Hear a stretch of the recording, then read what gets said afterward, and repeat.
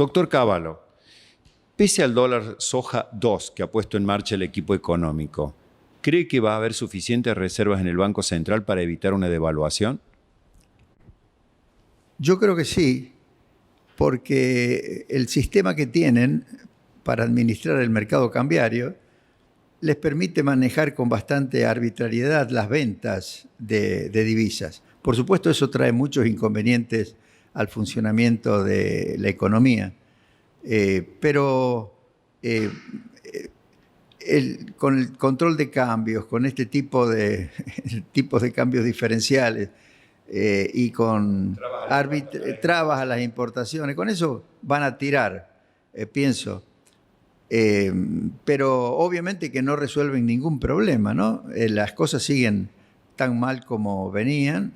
Lo importante es que no empeoren en el próximo año. Dado los problemas que tenemos los argentinos con el dólar y con lo que es el frente externo, ¿usted aconsejaría volver a una nueva convertibilidad? Bueno, eso es algo que hay que analizar después que se hagan una serie de reformas que son imprescindibles. Por ejemplo, en materia cambiaria, lo primero que hay que hacer es desdoblar el mercado cambiario, que los controles de cambio se apliquen nada más que a las transacciones comerciales, exportaciones, importaciones, y que todas las demás transacciones, turismo, atesoramiento, transferencias financieras, ingresos y egresos de capitales, se hagan por un mercado totalmente libre, en el cual no intervenga el Banco Central.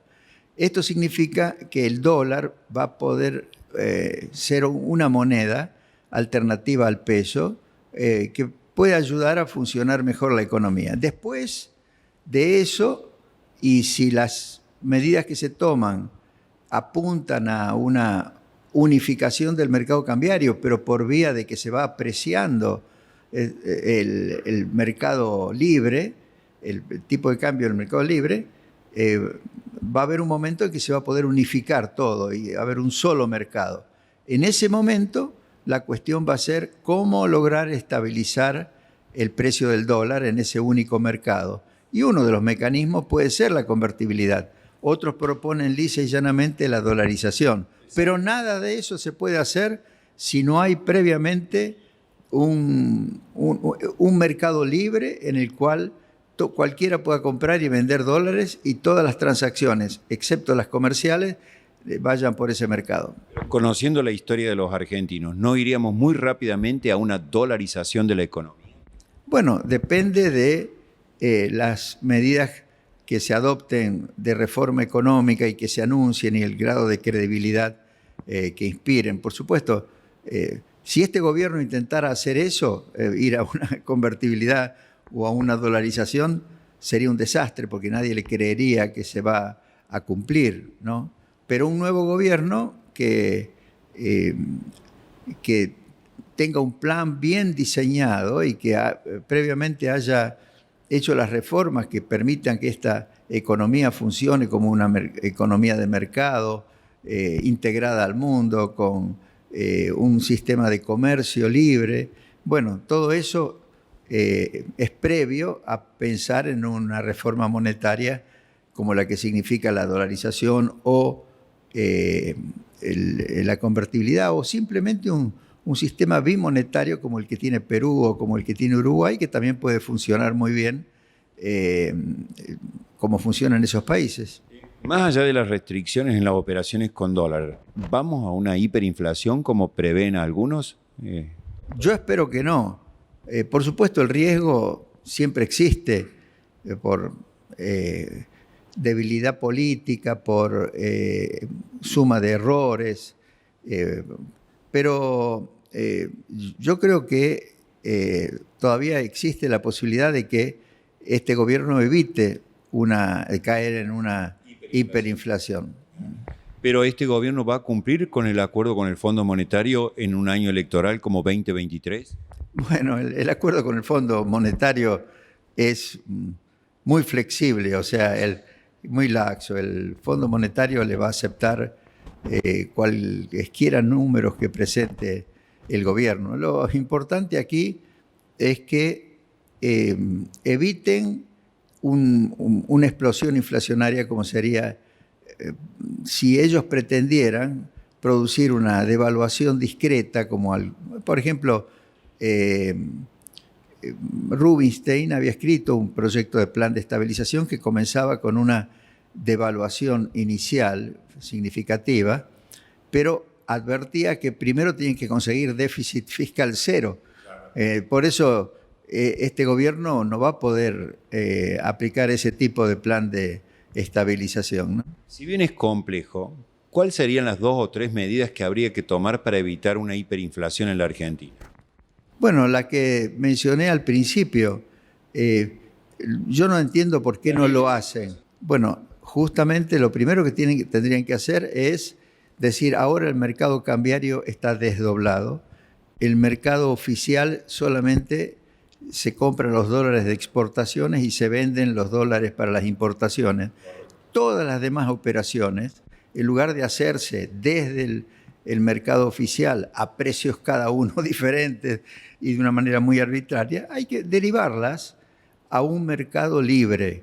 Un mercado libre significa que no interviene el Banco Central, pero tampoco aparecen regulaciones que digan este puede vender, este no puede vender. No, es totalmente libre para que cualquiera pueda vender y comprar. Una vez que funciona ese mercado libre, es más factible que se evite un salto devaluatorio en el mercado oficial. Y en esa emergencia, ¿usted aplicaría un control de precios y un control y un congelamiento de salarios? No, mire, los controles de precios y los congelamientos de salarios y todas esas medidas de intervención en los mercados de manera, diríamos, autoritaria, lo único que hacen es crear más inflación reprimida.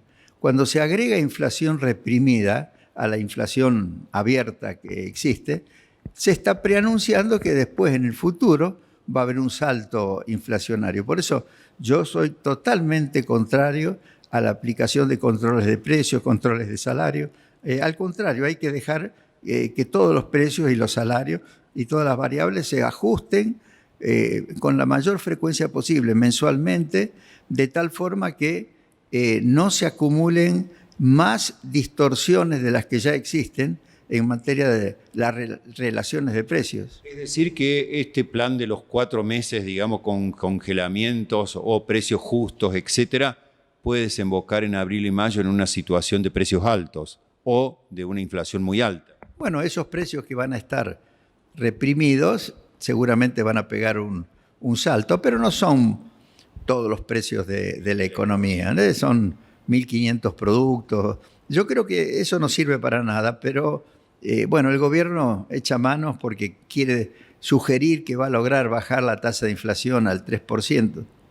Yo creo que si logra que la inflación piso sea del 6% y que no se vaya más arriba del 6% mensual, eso va a ser una especie de triunfo para la gestión de Massa. El peligro es que, al contrario, haya un momento en que la inflación suba demasiado y entonces luego se puede espiralizar y esas son las cosas que hay que evitar. Un triunfo para la gestión de Massa, pero sin duda un golpe muy duro para quienes tienen ingresos fijos, porque un piso del 6% es muy difícil de alcanzar para jubilaciones y salarios. Sin duda, sin duda. No, el tema de la inflación sabemos que es un mecanismo que deteriora permanentemente los ingresos, sobre todo de la gente que está en la economía informal, del cuentapropista.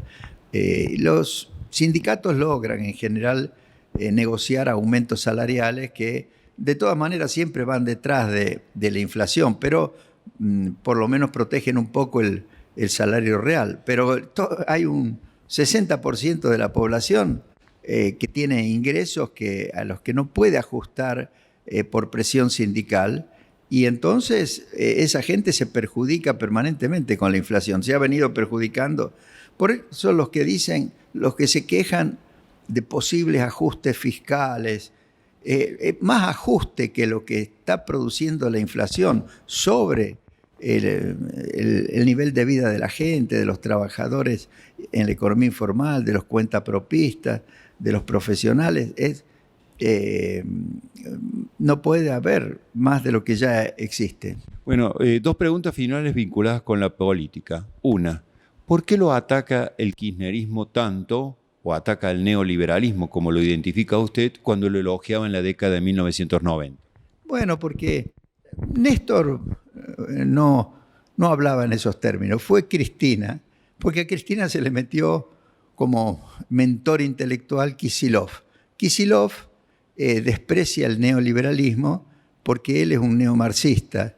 Entonces, y los neomarxistas que no pueden salir a defender el régimen comunista que hubo en Cuba, en Rusia, en Cuba, se deleitan con el régimen comunista de China, pero el régimen comunista de China es prácticamente un neocapitalismo.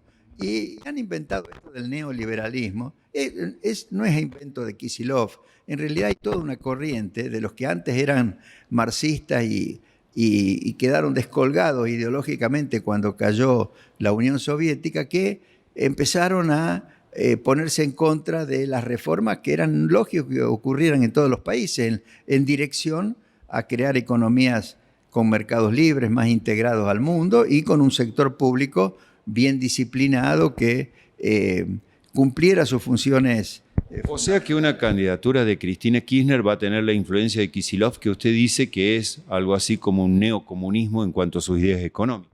Sí, neomarxismo, ¿no? Más que neo. Sí.